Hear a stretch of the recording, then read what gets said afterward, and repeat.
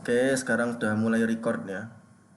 Nah, sebelum kita memulai Google Meet pada malam hari ini, mungkin kelompokku tak absen dulu nih ya. Pertama untuk Najib sudah hadir kan? Oke, coba nyalain kameranya. Jangan-jangan di pasar malam lagi nih. Oh enggak. Ini tunggu. Kok ada lemari di atasnya nih? Di bawah lemari ya, ngeri juga ternyata. Bersembunyi di bawah lemari. Oke, karena kalau naik komedi puter kan pusing puter-puter ya. Oke, terus selanjutnya Saufani. Oh, belum selesai dia masih bimbel ya Saufani. Oke, Siva hadir. Hadir, coba nyalain kameranya Siva. Waduh, takut apa nih? Oke, Gibran udah hadir belum nih? Gibran.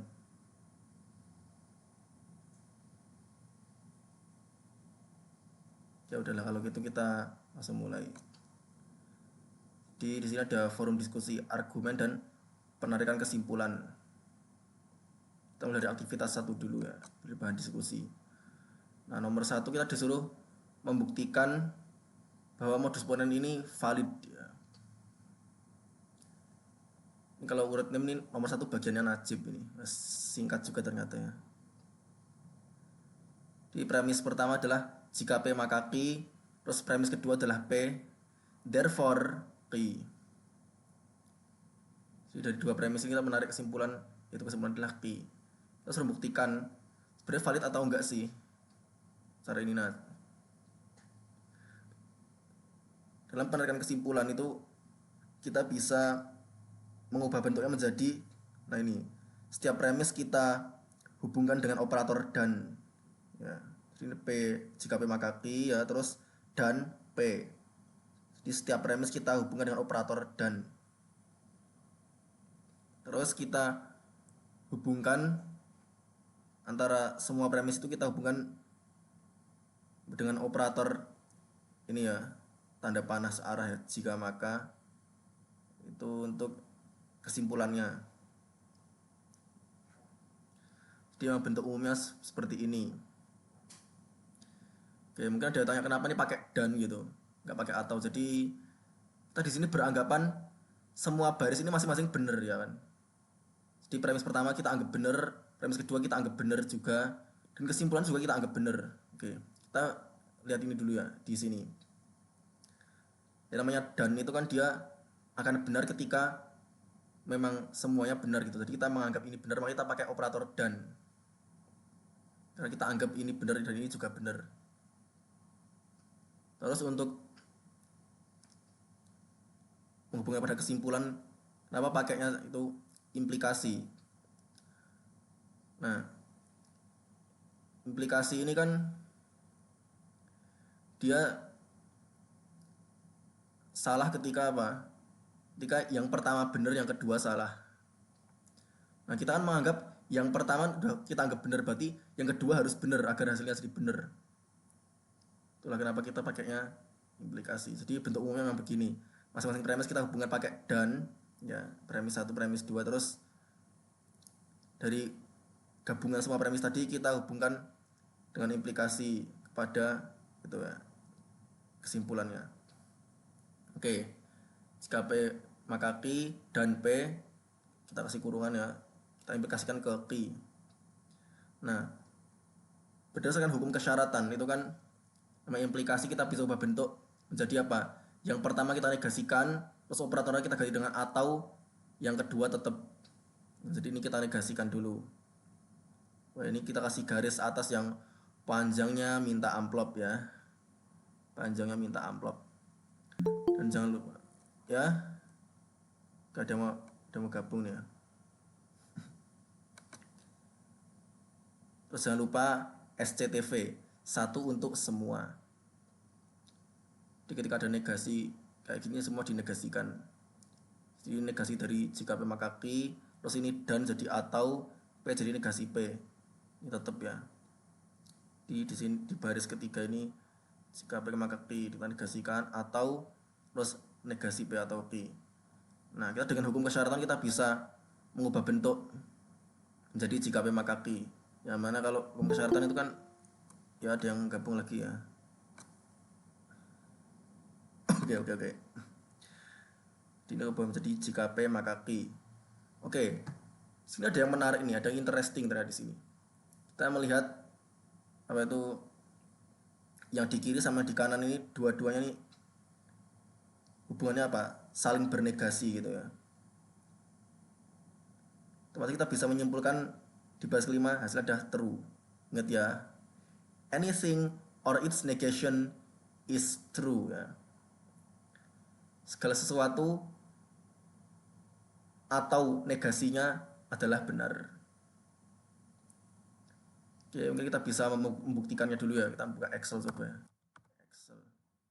Nah, kita buktikan dulu. Dia bilang pernyataan sembarang kan ya.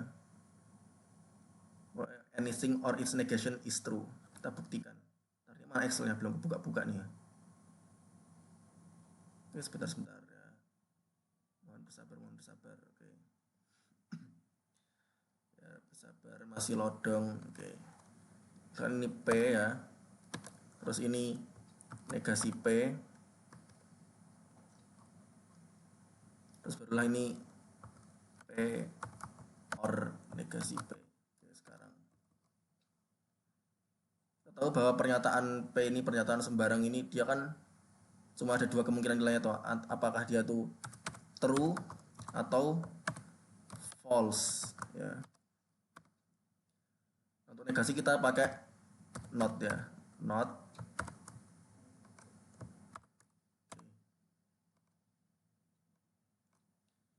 Jadi dia secara otomatis kalau dia true berarti kan negasinya false, false negasinya true. Sekarang coba kita disjungsikan ya, or gitu, or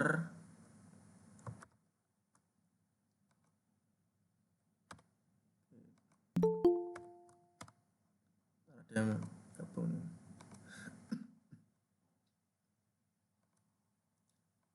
Kita lihat di sini.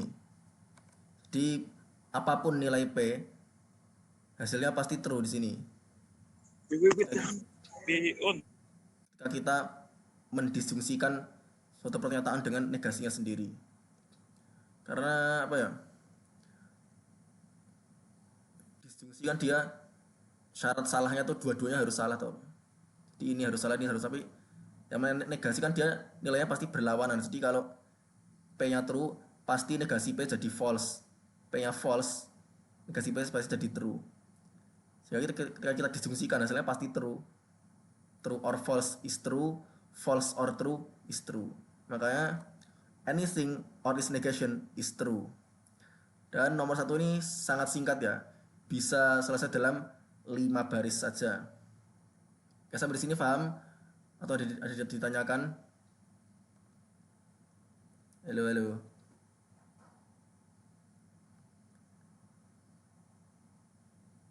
Paham, oke. Udah pada paham. Oh ya, ini kalau boleh sharing ini ya. Nomor satu ini pada berapa baris nih? Kalau aku sih 5 baris selesai ini, dalam 5 baris nomor satu.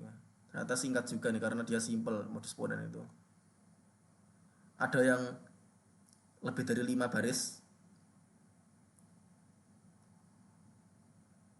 Oke, Najib berapa baris, Jib? Najib kan nomor satu kan bagiannya. Kalau dijabarin sampai kayak yang kemarin itu nggak apa-apa, Mas? Gak apa-apa. Sebenarnya emang untuk mengerjakan satu soal itu kadang bisa punya berbagai cara.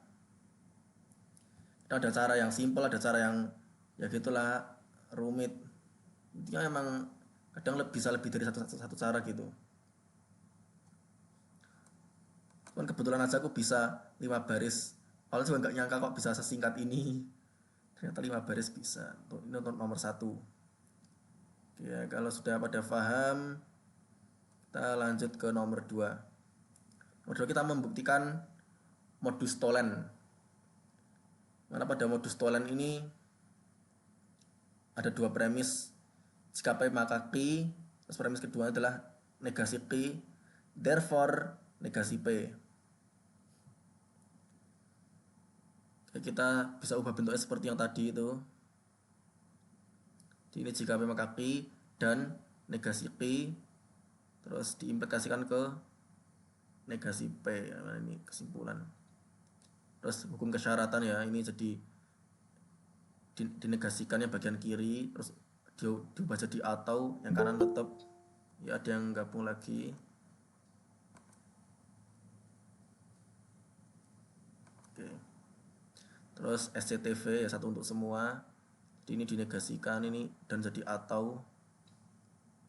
Terus dia negasi Q jadi Q.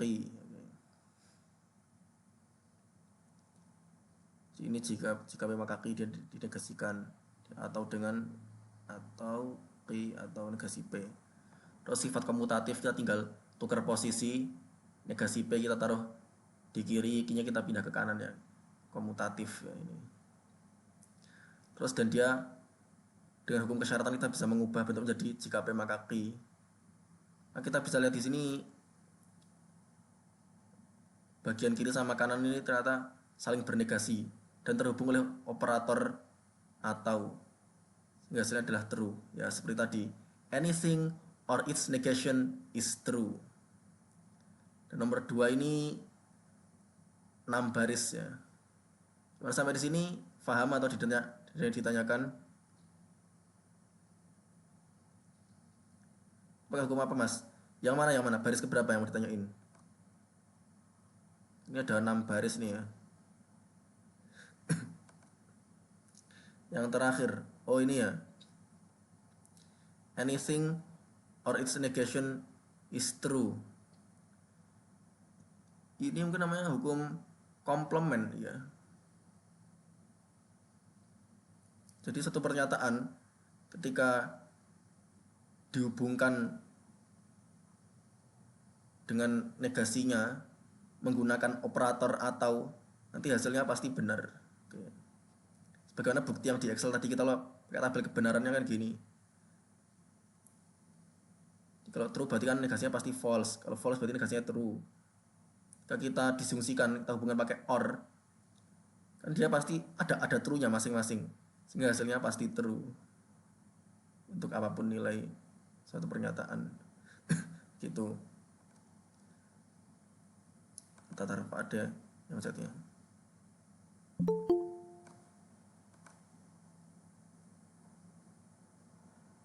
Yang terakhir. Maksudnya besok kalau ujian langsung pakai itu boleh nggak? Ya, mungkin sih boleh-boleh aja sih ya. Atau apa? Dan gak iso. Dan gak iso. Kalau dan nanti yang terjadi kebalikannya. Jadi apa? Anything. Ini. Kalau pakai dan nanti hasilnya beda. Jadi gini. Anything and its negation is false. Jadi pernyataan apapun ketika kita hubungkan dengan negasinya menggunakan operator dan, hasilnya pasti salah ya, false ya gitu. Jadi emang gitu, anything and its negation is false. Oke, mari kita buktikan dengan tabel kebenaran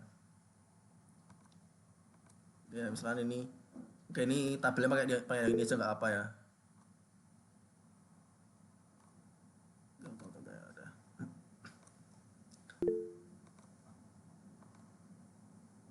Maaf telat, gak apa-apa. Ini Saufani kan yang bagiannya nomor 2 ya, Saufani. Nomor 1 kan Najib, nomor 2 Saufani. Oh, bar malemingan. Mana ke pasar malam? Oh enggak deng. Saufani habis bimbel tadi katanya.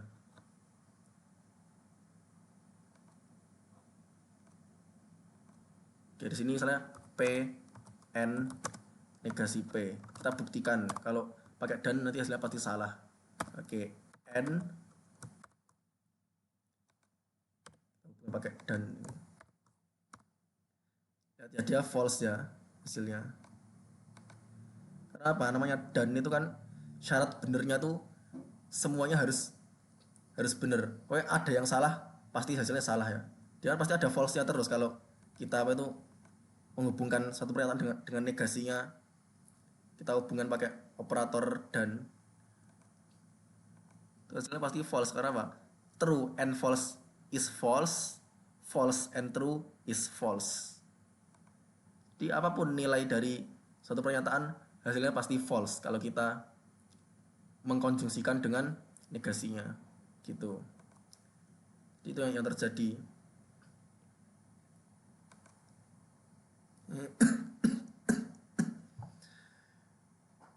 Ya, mungkin ini hukum negasi atau hukum komplement gitu pokoknya. Ya itu tadi jadi satu ini mungkin namanya hukum negasi atau hukum komplement.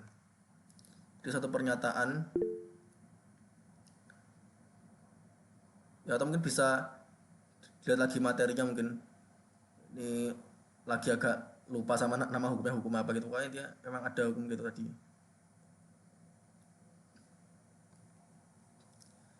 Jadi kalau misalkan suatu pernyataan dengan negasinya kita hubungkan pakai atau nanti hasilnya true, kalau kita hubungin pakai and pakai dan hasilnya false seperti itu.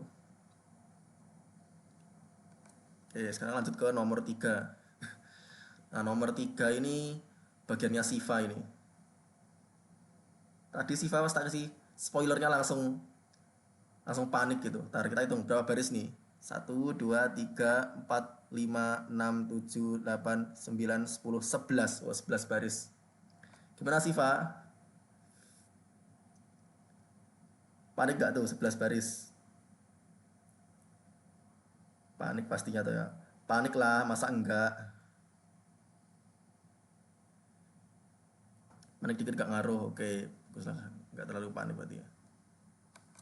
Jadi ini nomor 3 ini kalau caraku emang gini 11 baris. Tapi ada yang lebih singkat gak dari 11 baris untuk nomor 3? Ada nggak tuh yang bisa lebih singkat?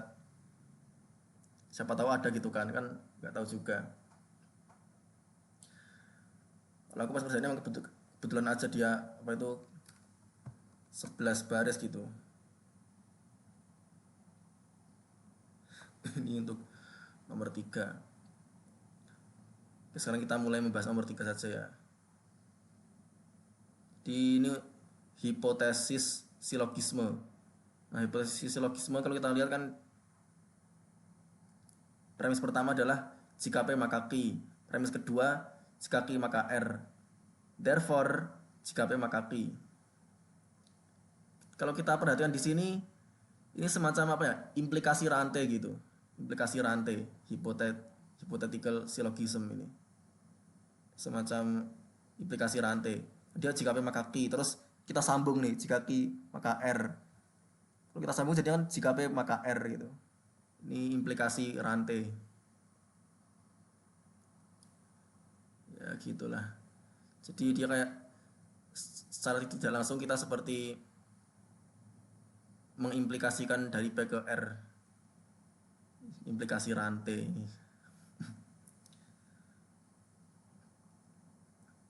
Jadi kayak berhenti. Mungkin kalau misalnya ada jika R maka S nanti hasilnya jadi jika P maka S. Pokoknya dia selama nyambung terus nanti tinggal kita lihat yang pangkal sama ujungnya aja gitu. Kalau emang dia kelihatan nyambung terus loh setiap kali bagian rantainya. Oke, sekarang kita buktikan ya seperti tadi.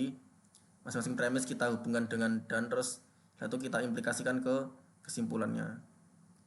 Jika P maka Q dan jika Q maka R terus diimplikasikan ke jika P maka R. Terus kita pakai hukum kesyaratan. Jadi kita ubah jadi atau terus yang pertama kita negasikan. Dan jangan lupa SCTV satu untuk semua. Di ini kita negasikan, ini juga kita negasikan. Ini dan jadi atau. Dan kita pakai hukum kesyaratan ya tadi jadi negasi P atau Q, ini juga negasi Q atau R. Terus atau nah ini negasi P atau R. Ini masih dalam bentuk negasi jadi kita SCTV lagi ya satu untuk semua. Jadi P dan negasi Q atau Q dan negasi R atau negasi P atau R. Oke. Nah, kita bisa menggunakan komutatif dulu yang pertama. Kita kan komutatif kan untuk boleh ditukar karena dia sama-sama atau gitu kan, boleh ditukar jadinya. Sehingga ini posisinya kita pindahin ke sini yang negasi P. Kalau kita cari yang karena dia kenapa kita pindah ke sini, karena dia di sini kan ada P-nya atau dia ada negasi P-nya, pokoknya sesama P gitu ya. Dan bedanya yang satu bernegasi. Nah, ini juga R-nya kita pindahkan ke sini sehingga dia berkumpul dengan yang sesama R juga. Nah, terus gini. Yang dalam kurung ini operatornya dan, sedangkan yang di sini ini operatornya atau. Nah, karena dia operatornya beda, kita menggunakan sifat distributif ya. Distributif atau penyebaran. Di ini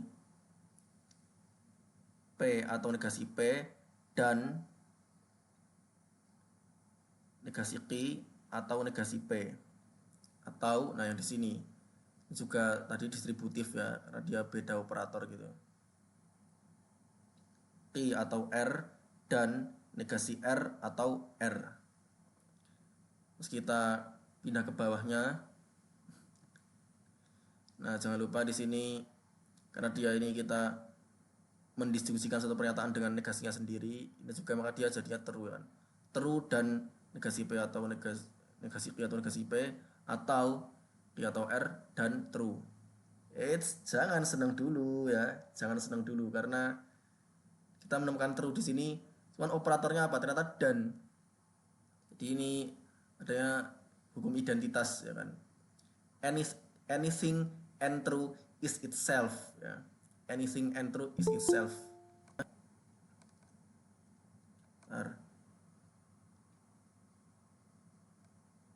Masalah habis terus nomor 3 nomor benar jadi muhehe. Oh ini saufa nih. Nomor 2 nya udah kebahas. Tidak ada identitas namanya. Anything and true is itself.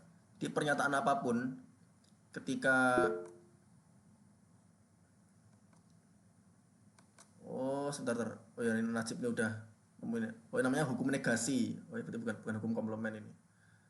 Karena aku malah ingat sama bab lain itu yang mungkin agak mirip dengan logika, namanya aljabar Bolen. Itu emang agak mirip sih dengan aljabar logika ya, hukum negasi. Karena kalau di aljabar Bolen itu negasi itu disebut komplement gitu. Di aljabar Bolen emang beda. Gak paham apa itu Bolen? Pokoknya ada namanya aljabar Bolen, itu dia mirip sama aljabar logika, cuma nanti beda simbol aja gitu. Tapi yang pasti bolennya bukan bolen yang itu ya, di gerbang depan kan ada orang jualan bolen itu, bolu molen ya, bukan bolen yang itu. Bolu molen, bolen ada bab tersendiri pokoknya, emang agak mirip. Di negasi disebut komplement, terus dan itu nanti diganti dengan simbol perkalian, terus atau itu penjumlahan, true itu dilambangkan dengan angka 1, false dengan angka 0. Wah, beda pokoknya, dia beda simbol memang. Oke, malah nyambung ke bolen lagi. Mas delok mau CC ya ini kan. Di satu pernyataan ketika kita konjungsikan dengan pernyataan yang benar, misalnya pernyataan itu sendiri, ini namanya identitas ya. Kalau ini berarti ini tadi ya hukum negasi ya, hukum negasi gitu. Ini identitas, jadi dia hilang terunya ya. Ini tetap yang ini negasi Q atau negasi P atau Q atau R. Terus kita di sini bisa menggunakan sifat asosiatif ya, pengelompokan. Di sini ada negasi Q, di sini ada Q. Udah kita kelompokkan dengan yang sesama Q ya kan. Negasi Q atau negasi P atau R. Nah, dengan hukum negasi, anything or its negation is true ya. Jadi ada true. Terus atau negasi P atau R. Dan jangan lupa true or anything is true ya. Di pernyataan yang benar kita disfungsikan dengan apapun hasilnya pasti benar. Sehingga kita bisa menghasilkan true dan terbukti cara ini valid. Oke, gimana, paham atau ada yang ditanyakan? Siva, mana Siva nih? Oke, sebentar. Mas, kenapa yang negasi qi atau qi gak langsung true aja? Ini yang mana nih? Negasi qi atau qi yang mana nih?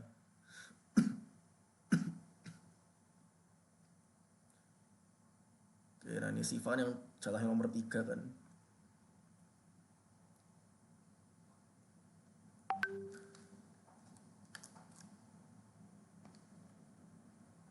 Sebentar. Ada yang ngirim pesan nih kayaknya. Kok Mas Rafli sama Bu? Betul.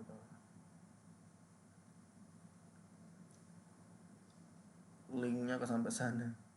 Mas Rafli sama Bu. Ini Mas Rafli dari mana nih yang ikut? Ya kayak aku belum nge-share ke luar grup kelas deh. Tapi nggak apa sih kalau ada yang mau join ke sini. Kan emang kuota Google Meet kan bisa sampai 100 peserta. Kita sekelas ini aja 31, itu pun paling yang ikut cuma setengahnya kan. Berarti sekitar ya 16-an peserta, atau ini berapa yang hadir di sini? Ada ya 16 kan.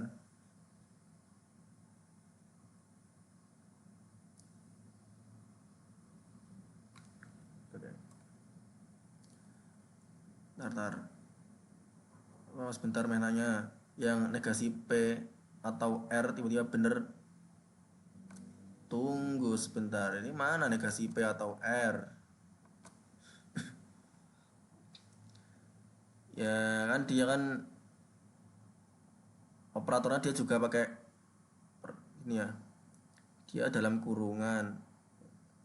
Terus ini true, ini or true. Ingat ya, dalam satu disjungsi itu minimal salah satu aja ada yang true, itu hasilnya langsung true kan. Dalam disjungsi maksudnya banyak apapun pernyataannya.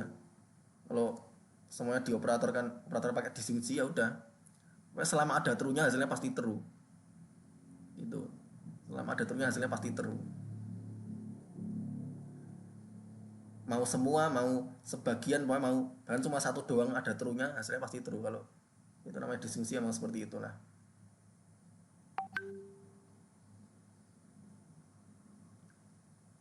Ya, gimana ini? Saya udah paham ya berarti nomor 3 pakai sama si awal. Baris yang baris keempat ya. Baris keempat ini ya. Mana? Oh, ini. Gini. Kita sebenarnya nggak langsung bisa untuk apa mengterukan yang ini sih. Karena gini. Ini kan dia ada dalam kurungan, ini juga sama-sama dalam kurungan. Dan di dalamnya nih operator pakai apa? Dan ya kan. Ini juga operator pakai dan. Jadi nggak bisa langsung apa menghubungkan ini pakai atau. Soalnya kalau dalam sini dia pakainya atau, ini atau juga, kita bisa pakai asosiatif gitu. Dan asosiatif ini dia nggak bisa untuk yang beda operator, misalnya dan sama atau satunya dan, itu nggak bisa. Jadi namanya asosiatif itu hanya untuk yang operatornya sama saja. Jadi ya sama-sama atau, kalau nggak sama-sama dan, pokoknya gitulah. Jadi kita nggak bisa mengasosiatif kalau dia itu operatornya beda. Itu. Ya, ada pertanyaan Tata yang itu tadi. Gimana Mas? Ulang. Ya harus sama set mana? Gini. Kita lihat ya. Ini dalam kurungan kita lihat dia operatornya itu kan ini di dalam kurungan pakai operator dan kan ya.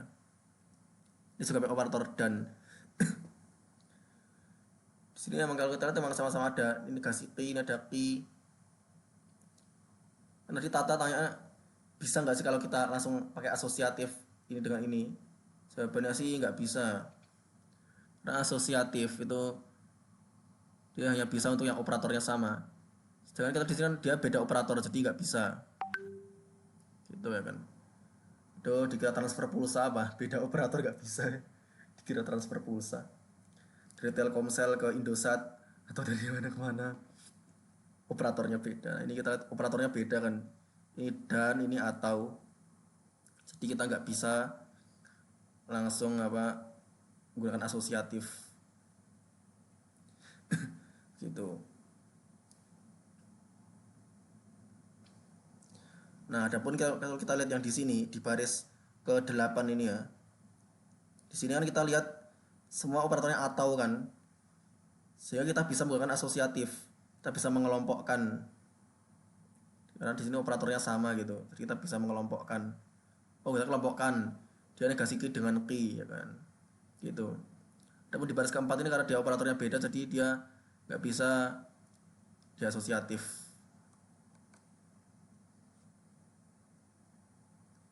Oh, I see. Oh, oke. Udah pada paham nih ya untuk nomor. Berarti pakai distribusi oh iya pakai distribusi kalau operatornya beda ya, sifat distributif ya, kayak yang ini nih kita lihat di sini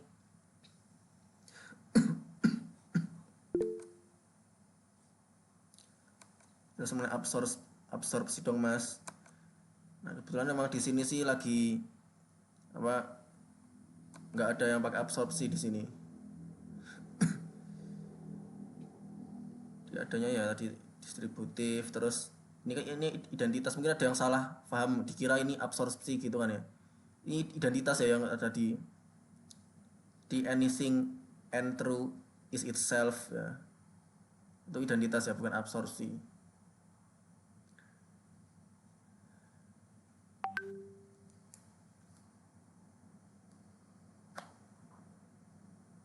Oke.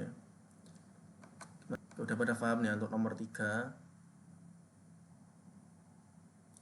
Lanjut mas, paham. Oke. Kita lanjut ke ya gaspol. Lanjut ke nomor 4. Nomor 4 ini bagiannya Gibran ini. Di kelompok gue Gibran dapat nomor 4. Disjunctive syllogism. Sini ada dua premis ya. Yang pertama P atau Q. Terus premis keduanya adalah negasi P. Therefore Q. Sini ada 5 baris ya. Oke, untuk Gibran berapa baris nih untuk Gibran? Nah, emang hadir di sini. Nah, kemana nih Gibran? Apa nggak hadir di meet ini? Oh, gak ono mas. Oh, ya udah kalau nggak ada. Jadi aku di sini bisa 5 baris nih untuk nomor 4. Kita tahu bahwa bentuknya seperti biasa ya. Masing-masing premis kita hubungkan dengan dan ya. Jadi P atau Q kita kasih kurung terus dan negasi P. Terus kita implikasikan ke kesimpulannya. Dengan hukum kesyaratan yang pertama kita negasikan terus operatornya kita ganti dengan atau. Terus jangan lupa SCTV satu untuk semua dinegasikan ya, ini negasi dan jadi atau negasi P jadi P terus atau Q. Kita pakai asosiatif sehingga ini P nya masuk ke sini ya. Jadi kita lihat ada negasi dari P atau Q atau P atau Q. Dan dengan hukum negasi anything or its negation is true dan kita mendapat hasilnya true. Oke, sampai di sini paham atau ditanyakan?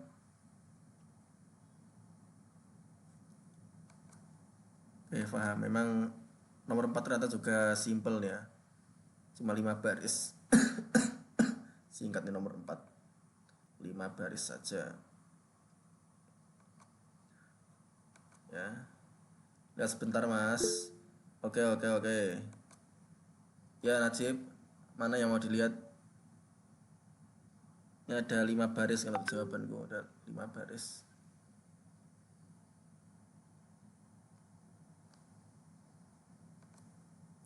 Sudah kelihatan kan tadi? Oh, oke lanjut. Udah kita lanjut ke nomor 5. Nah, nomor 5 ini bagianku nih, ini yang paling panjang. Konstruktif dilema. Ini berapa baris nih? Banyak banget nih ya. 1, 2, 3, 4, 5, 6, 7, 8, 9, 10, 11, 12, 13, 14, 15, 16. 16 baris. Mantap. 16 baris nih, panjang banget. Ini sebenarnya akunya yang kepanjangan atau emang mungkin ada yang punya cara lain yang lebih singkat gitu atau gimana, tapi nggak tahu juga. Kalau aku emang nyobain 16 baris. Allahu Akbar. Astagfirullah. Oke, oke. Semangat yang bagian nomor 5. Nah, kalau di kelompokku emang aku bagian nomor 5 nih yang paling panjang nih. Konstruktif dilema. Jadi di sini ada 3 premis ya. Premis 1 itu jika P maka Q, premis kedua jika R maka S, terus premis ketiga P atau R, therefore Q atau S. Oke, oke. Seperti biasa kita masing-masing premis kita hubungkan dengan operator dan, terus kita implikasikan ke kesimpulannya gitu. Terus hukum kesyaratan ini kita negasikan ya, atau terus ini masih tetap ya. Jangan lupa 1 untuk semua ya, SCTV. Negasi terus dan jadi atau, ini negasi dan jadi atau, terus P atau R jadi negasi P dan negasi R. Ini kita pakai hukum kesyaratan ya, jadinya negasi P atau Q, terus ini jadi negasi R atau S.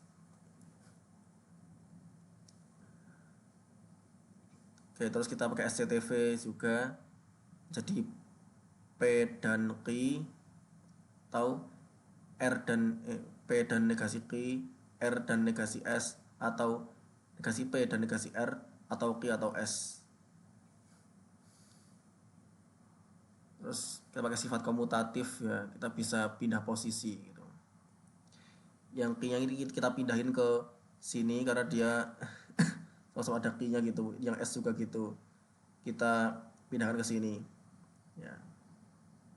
Oke, itu dengan sifat di komutatif.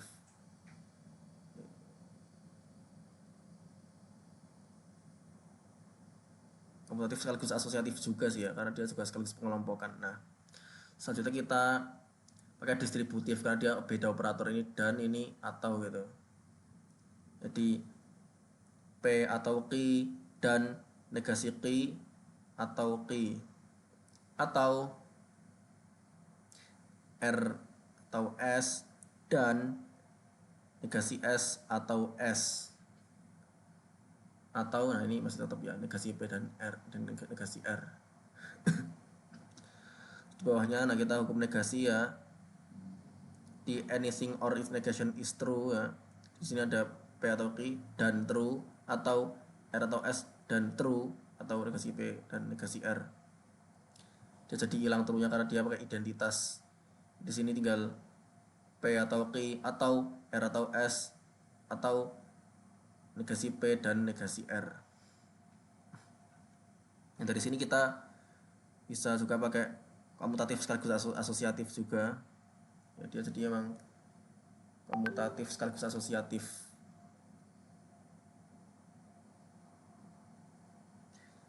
Ini kita pindahkan posisinya ke sini, terus kita kelompokkan ini dengan ini. Ya, di P atau negasi P dan negasi R. Terus kita pakai sifat distributif, jadi P atau negasi P dan P atau negasi R. Kita di sini mendapati ya, ini masih tetap ya, Q atau R atau S, atau true dan P atau negasi R. Hukum identitas sehingga dia menjadi P atau negasi R, jadi true-nya hilang. Terus di bawahnya kita pakai sifat asosiatif, jadi R-nya kita kelompokkan dengan sesama R gitu ya, yang menjadi Q atau S atau P atau R atau negasi R. Terus Q atau S atau P atau true. Nah ini hukum negasi ya. dan hasil terakhir adalah true berdasarkan hukum dominasi. Pokoknya namanya kalau patternnya itu atau semua ada true-nya pasti hasilnya pasti true itu. Sampai di sini paham? Atau ditanyakan atau mungkin ada yang kaget lihatnya 16 baris panjang banget nih wah. Oke, silakan. Oke, mantap mas. Oke. Ya bagianku sih nomor 5 karena kalau tadi sepadan kan emang urutannya tuh sesuai urutan name gitu. Berarti itu nek atau semua terus ada true-nya berarti true. Iya. Jadi namanya hukum dominasi begitu. Untuk operator atau itu pokoknya ada minimal satu aja. Itu hasilnya pasti true itu. Kita coba di sini ya. Kita pakai sembarang gitu, ini true. Kita bikin false-nya yang banyak ya. Oh ya ada 4. Cuma sebanyak pun false-nya, ketika dia ada true-nya pasti hasilnya true. Coba kita pakai or ya.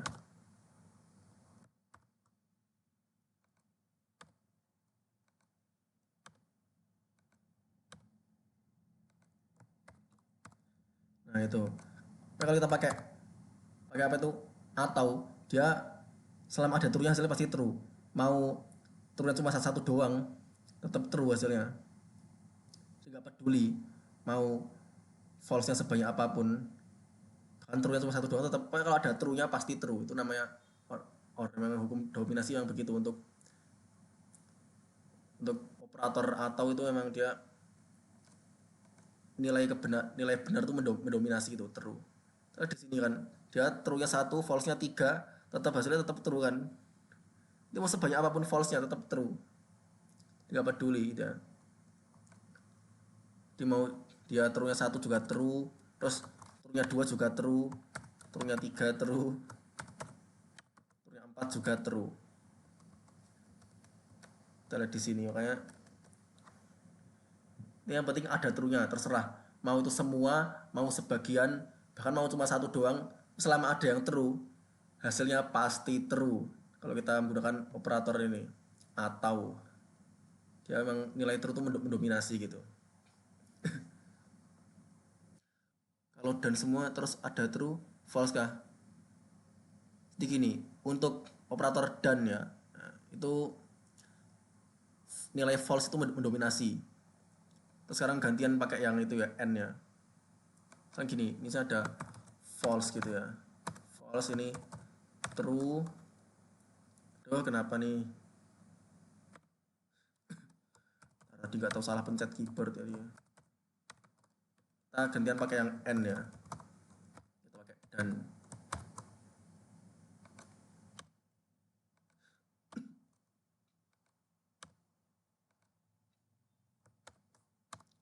Nah, dia hasilnya false. Kan namanya dan itu selama ada false-nya minimal satu aja itu hasilnya pasti false. Mau itu, jadi kita nggak peduli. Yang penting dia harus ada false-nya itu, nggak peduli mau itu semua, mau sebagian, bahkan mau satu doang itu tetap nilai false mendominasi kalau kita pakai operator dan atau and kalau dalam bahasa Inggrisnya. Dia mau ada 4 pernyataan ini. Kita lihat false cuma satu, yang lain true semua, yang 3 dia hasilnya apa? False. Kita coba misalnya false-nya 2, false juga. False-nya 3, false juga. Lagi false-nya 4, false juga. Pokoknya jika semua mau sebagian mau cuma satu tetap false. Pokoknya namanya dan itu selama ada yang false hasilnya pasti false. Jadi nilai false itu mendominasi. Gak peduli mau true-nya sebanyak apapun. Selama ada false-nya pasti false. Kontradiksi gak sih? Oh iya emang hasilnya selalu false. Sarannya nek lihat itu false gimana mas? Nggak ketahuan. Ya sebenarnya apa ya?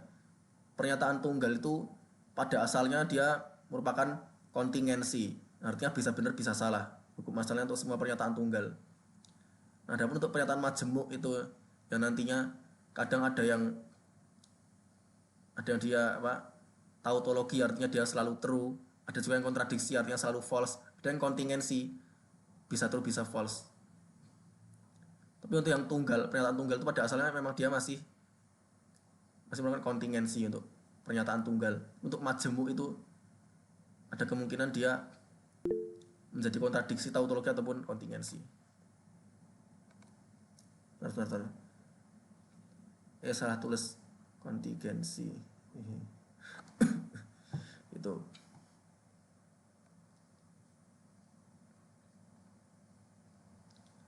Kalau kita lihat di sini kan sebenarnya masing-masing dari Q, S sama P ini kan masing-masing kalau kita melihat berdiri sendiri kan sebenarnya ini kontingensi kan. Q ini kontingensi, Q kan dia bisa benar bisa salah. S juga bisa benar bisa salah. P pun juga bisa benar bisa salah. Nah, di sini ada satu yang udah jelas benernya gitu ya kan.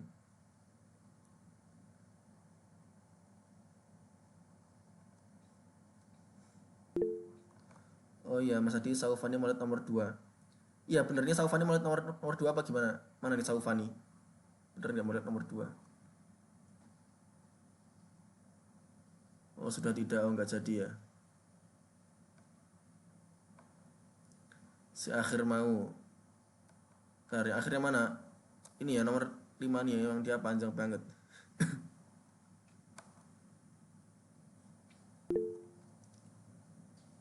Lima H. Mau pakai bahasa Thailand ya? Kan H itu artinya 5 dalam bahasa Thailand. Si paling bawah. Ini kan ini yang dilihat. Atau yang ini?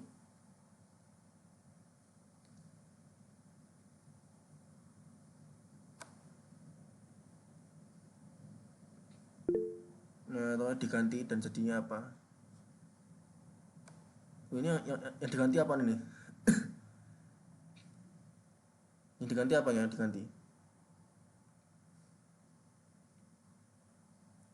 Ini atau diganti dan jadinya apa? Oh gitu. Saya lihat. Misal toh, oh ini tanda atau kita ganti dan gitu ya. Nanti hasilnya jadi apa? Q dan S dan P. Karena dalam dominasi itu kan dalam identitas itu kan kalau true kita pakai dan dia jadi hilang true-nya. Ada namanya identitas gitu ya. Nah yang Q atau S itu yang Q atau S atau P atau true. Kalau kita ganti dan dia salah ya Q dan S dan P dan true. Sebenarnya ya udah Q dan S dan P. Atau di identitas di anything and true is itself. Nah, itu. Nah ini loh hukum identitas ini loh. Jadi dalam hukum identitas iya turunnya hilang emang. Dalam identitas tuh ketika kita menghubungkan itu true terus kita kasih dan nanti true nya hilang. Makanya P dan benar hasil adalah P. Ini juga P atau S ya, P atau salah hasilnya P. Dalam identitas memang begitu. True itu akan hilang dengan operator dan, sedangkan false itu akan hilang dengan operator atau. Identitas. Oke, paham ya di sini ya. Oke. Ya, kalau sudah paham untuk aktivitas 1.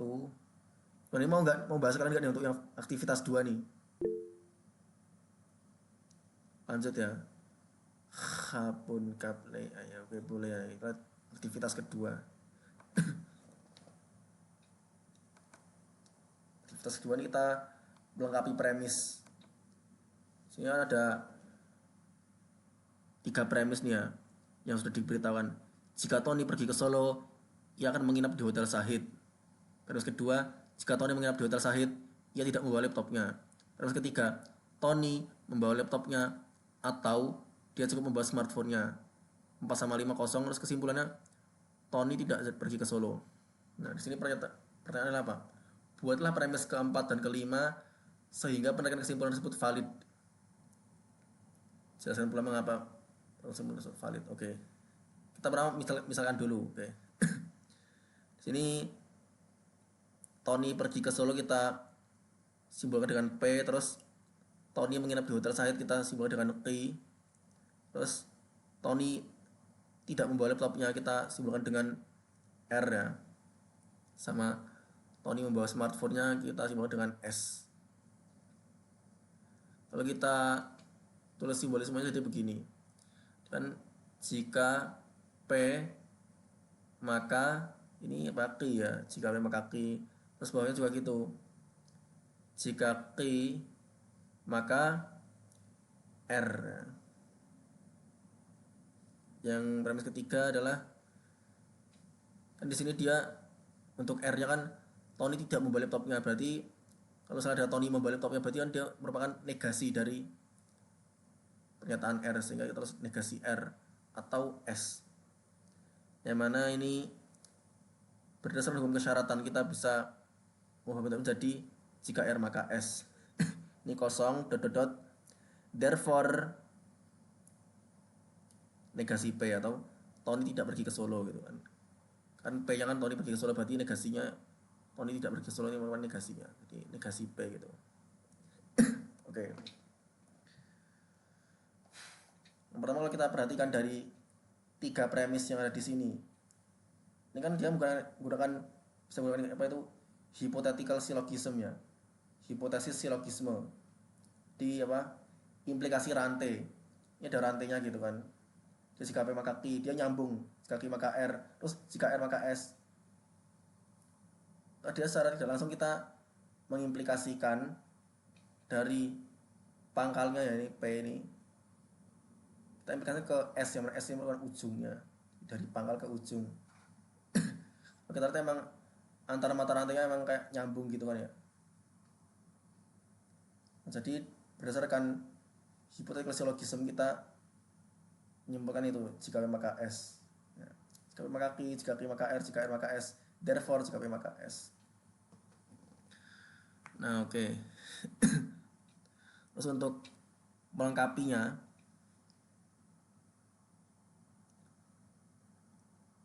kan kita udah dapatkan ini ya, jika P maka S. Terus ini ada yang kosong ya, dia harus dikasih apa biar nanti hasilnya itu negasi P. Nah dengan menggunakan modus Tholen kita bisa tambahkan premis apa itu negasi S. Jadi jika P maka S, negasi S, therefore negasi P. Kalau kita lihat di apa itu modus Tholen ya, itu kan jika P maka Q terus negasi Q hasilnya negasi P gitu. Ini cuma ya beda simbol aja gitu, sebenarnya dia sama aja modus Tholen. Nah berdasarkan hipotesis silogisme dan modus Tholen, ternyata cukup menambahkan satu premis saja yaitu negasi S. Dalam bentuk kalimat Tony tidak membawa smartphone-nya. Jadi kita disediakan 2 slot gitu ya, tapi ternyata satu aja sudah cukup. Mungkin kalau ada pakai cara lain sehingga butuh 2 ya mungkin beda cerita ya kan. Ternyata satu aja udah cukup ya. Oke. Terus kita suruh apa? Jelaskan pula mengapa penerapan tersebut valid ya. Kita susun ya. Di jika P maka Q, jika Q maka R, jika R maka S, terus negasi S, therefore negasi P. Nah ini panjang juga nih, berapa baris nih? 1, 2, 3, 4, 5, 6, 7, 8, 9, 10, 11, 12, 13, 14, 15, 16 baris ya. Aktivitas 2.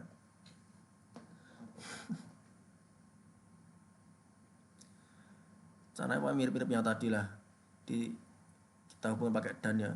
Jika maka Q dan, jika Q maka R dan, jika R maka S dan negasi S diimplikasikan ke negasi P. Sebagai itu hukum kesyaratan jadi begini ya. Terus kita pakai SCTV satu untuk semua, negasi dan jadi atau, negasi lagi dan jadi atau, ini juga negasi, ini dan jadi atau, negasi S jadi S ya, atau negasi P. Ini sorry ya agak ngebut karena dari tadi penjelasannya juga sama-sama aja gitu ya. Terus kita pakai hukum kesyaratan ya ini hukum kesyaratan. Terus SCTV lagi ya, ini SCTV juga, SCTV satu untuk semua gitu. Terus kita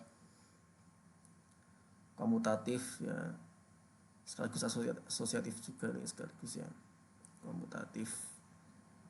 Nah, kita pindah posisi ke sini karena dia operatornya atau semua kan ya. Pindah ke sini, terus ini S-nya kita pindah ke sini dia biar ketemu gitu ya. Terus distributif kita sebarkan jadinya gini. Terus kita menggunakan hukum negasi. Ini hasilnya true, ini true ya. Terus kita pakai identitas, ini true-nya hilang. Jadi begini, negasi B atau Q atau Q dan negasi R atau S dan R. Terus kita kan di sini udah atau semuanya, terus kita bisa asosiatif ya kan. Ini negasi Q atau nah ini Q dan negasi R. Terus karena dia operatornya beda ini atau ini dan kita pakai distributif ya. Sehingga kita sebarkan. Terus di bawahnya kita pakai hukum negasi. Ini atau ini bernegasi jadi true dan ini negasi Q atau negasi R. Terus kita pakai identitas sehingga true-nya hilang ya. Ini negasi Q atau negasi R atau S atau R. Terus kita pakai asosiatif. Kita kelompokkan ya, dia negasi R dengan R. Kita pakai atau jadi dia true. Terus hukum dominasi dan akhirnya true. Sehingga terbukti penarikan ini valid. Sampai di sini paham? Tadi ditanyakan.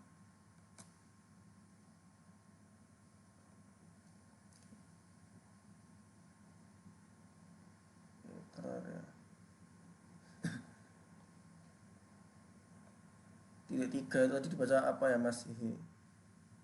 Dibaca therefore. Titik 3 itu therefore. Nah, ini digunakan untuk melambangkan kesimpulan ya, titik 3 therefore ya. Nah, kalau kita tulis itu apa itu? Teherefore. Nah, ini tulisannya gini. Teherefore dibaca therefore. Yoh. Teherefore dibaca therefore. Kalau orang Inggris sebenarnya mereka yang lebih fasih itu ucapannya apa? R-nya tipis ya. Therefore. Karena kita kebiasaan orang Indo kan R-nya tebel ya, jadi therefore. Sebenarnya yang benar tipis kalau yang lebih fasih pengucapannya gitu. Therefore. Tipis tapi kita udah nggak apalah tebel-tebel. Teherefore dibaca therefore. Jadi nggak nambahin 2 premis kah? Ya gini. Kebetulan kalau waktu punya banyak ngerjain ini emang nambah 1 premis saja udah cukup gitu dengan menambahkan 1 premis. Jadi nggak harus 2 gitu. Dia mungkin emang kita disediain 2 slot ini buat jaga-jaga. Kalau misalkan nanti ada yang pakai cara yang berbeda terus kebetulan malah dapat premisnya 2 gitu. Tapi kalau aku coba kebetulan 1 aja udah cukup gitu. Jadi misalnya nih, siapa tahu ada yang apa ininya nggak diubah jadi implikasi. Dia masih dalam bentuk apa itu negasi R atau S, nggak diubah ke bentuk implikasi. Nanti pasti kan pakai cara yang berbeda nantinya. Dan sehingga apa nantinya juga bisa jadi butuh 2 premis untuk melengkapi. Tapi kalau aku ini bisa kebetulan dengan 1 premis saja gitu. Ada mau join nih. Tuh udah di ujung-ujung gini malah baru join. Nggak tahu juga deh. Kayak di sini ya safety udah apa dia angkat tangan. Nah, ini beneran nggak yang angkat tangan ini? Oh kepencet, oh, salah pencet ya. Kira mau ngapa? Ternyata salah pencet. Kayak yang lain gimana? Paham juga?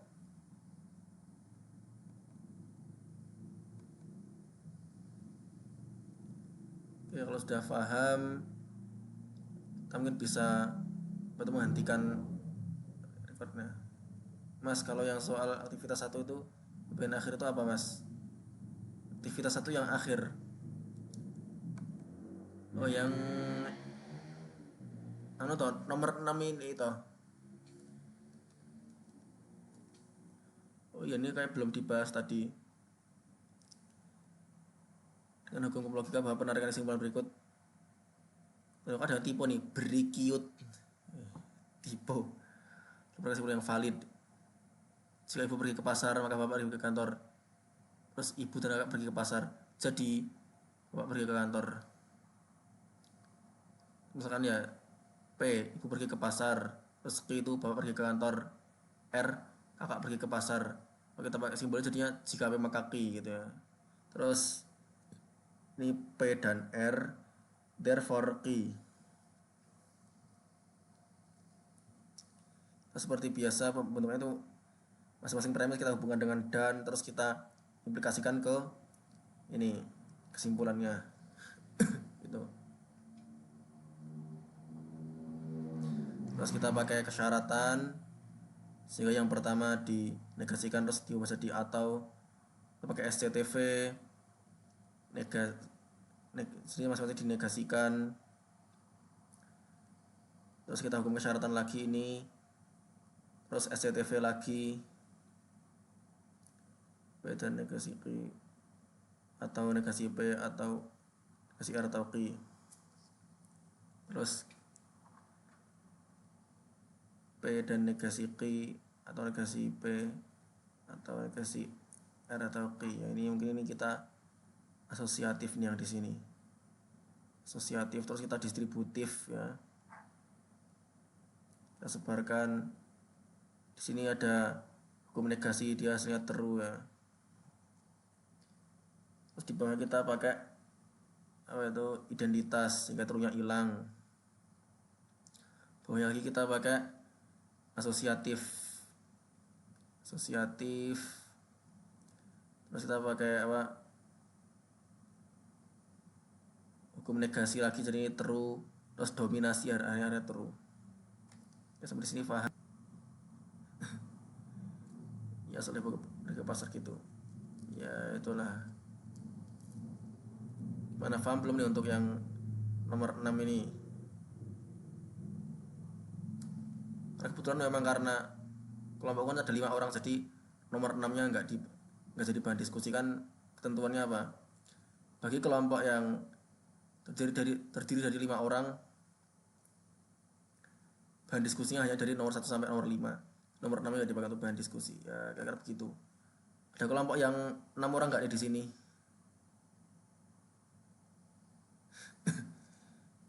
Yang terakhir itu pakai hukum apa, Mas?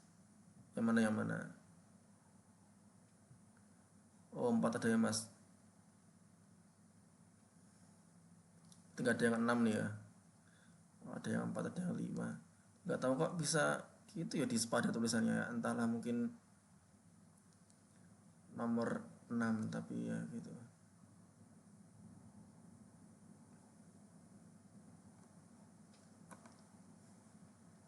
Ya udahlah.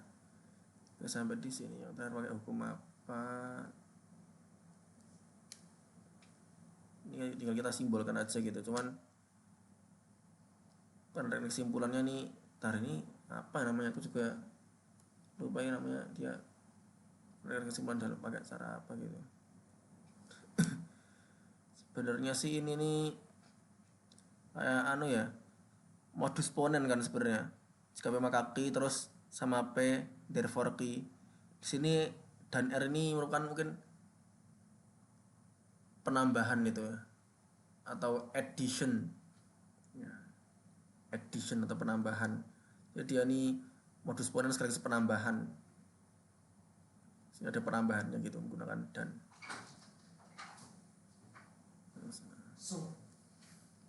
Apa? Oke, sampai di sini paham ya atau ada yang ditanyakan?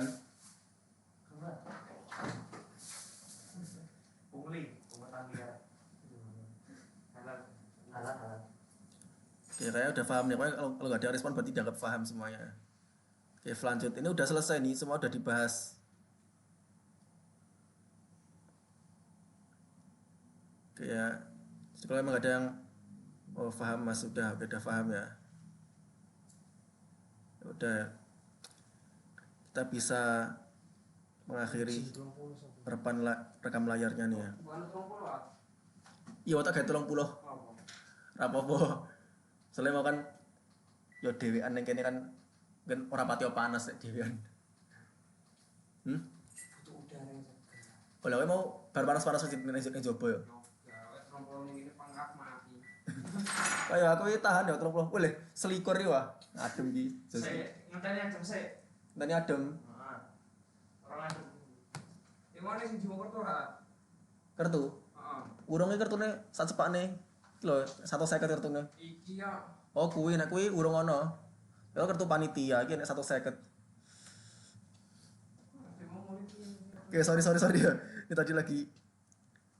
Dan ya sekian, terima kasih. Semoga ilmu bermanfaat. Sekarang mending kita stop record dulu ya.